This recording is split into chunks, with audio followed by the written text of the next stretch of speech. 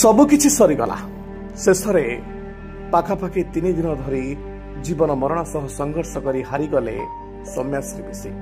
दर्शक बंधु, सौम्याश्री विसिंग को नहीं केवल राज्य नुहे सारा देश उठुची पड़ुछि। कोभली भावे समस्त पाखक गले अभियोग जणाइले न्याय पाई जितेबाला केही न्याय नदेले शेष बाध्य होई निज जीवन को शेष करबा पाई जो आत्महत्या उद्यम करथिले सेथिरे से सफल होइचंती। आज्ञा पाखापाखि 95% देहरे निया लगी पोड़ी जाइथिला, अर्थात निज देहरे पेट्रोल ढाली से आत्महत्या उद्यम करथिले।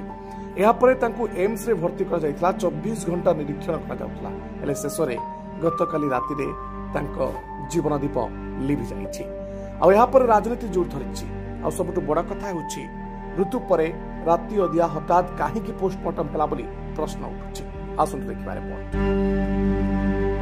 बालेश्वर फकीर मोहन स्वयंशासित महाविद्यालय अध्यापकों द्वारा यौन निर्यातनार शिकार होई आत्माहुति देइथिबा छात्री 3 दिन मृत्यु सह संग्राम करी जीवन युद्ध रे हारि जाइछन्ति। तांको शरीरर 95% पोड़ी जाइथिबारु संकटापन्न अवस्था तांको एम्स रे भर्ती करा जाइथिला। तांको बर्न यूनिटी आईसीयू रे वेंटिलेटर रे रखा जिबा सह एक स्वतंत्र डाक्तरी टीम चिकित्सा चलाइथिले। एपरिक दिल्ली एम्स रो विशेषज्ञ डाक्तरଙ୍କ सह जोगाजोग करी तांकर चिकित्सा करा जाउथला। सबु चेष्टा सत्वे तांको बंचा जाई पारिला नाही बोली डाक्तरी टीम सूचना दैछन्ति। पीड़ितांक मृत्यु खबर जना पड़िबा परे एम्स परिसर रे हठात भीड़ देखिबाको मिलिथिला। विभिन्न दल एवं संगठन नेता और कर्मी माने सेठरे पहुंची विक्षोभ प्रदर्शन करी सरकारक विरुद्ध रे नाराबाजी दैथिले। तेणु आईन श्रृंखला परिस्थिति को देखि राति रे ही व्यवच्छेद करा जिबाको निष्पत्ति नियागला बोली भुवनेश्वर डीसीपी जगनमोहन मीना कहिसंति। मृतदेह को एम्स परिसर रे थिबा शव व्यवच्छेद गृह को पछपट गेट दे निया जाइथिबा बेले केतेक छात्र गोष्ठी एहाकू विरोध करथिले।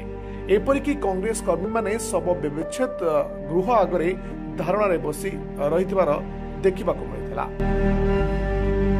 तबे सूचना अनुसार महाविद्यालय शिक्षा विभाग मुख्य समीर साहू द्वारा प्राय 6 मास धरी पीड़िता छात्री शारीरिक और मानसिक निर्यातना पाई आसुथिले। गत जून 30 तारिख रे संक्रांत रे महाविद्यालय अध्यक्ष दिलीप घोष को निकट रे लिखित भावे अभियोग करथिले। यार परदिन अर्थात जुलाई 1 रे पीड़िता ए अभियोग संक्रांत रे निज एक्स अकाउंट रे उल्लेख करबा सह राज्य सरकार समेत विभिन्न अधिकारी नेता एवं कर्तृपक्ष को टैग करथिले। हेले कोनोसी न्याय न पाई 12 तारिख शनिवार छात्री जनक अध्यक्ष प्रकोष्ठ सम्मुख रे निज देहरे पेट्रोल ढाली निया लगाई दैथिले।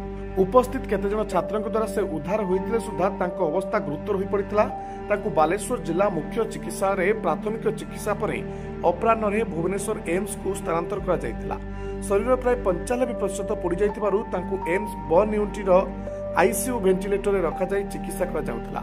एपरिक दिल्ली एम्स डाक्तरी दल सहायता रे एठाकर एक स्वतंत्र टीम तांको 24 घंटिया निरीक्षण रखी चिकित्सा चलाइथिले। किंतु समस्त प्रचेष्टा सत्वे पीड़िता सोमवार राति रे आखि बुझिछन्ति। व्यवच्छेद हेबा परे मृतदेह को बालेश्वर जिला भोगराई स्थित बासभवन को निया जाइथिबार खबर मध्य सामना को आसुछि।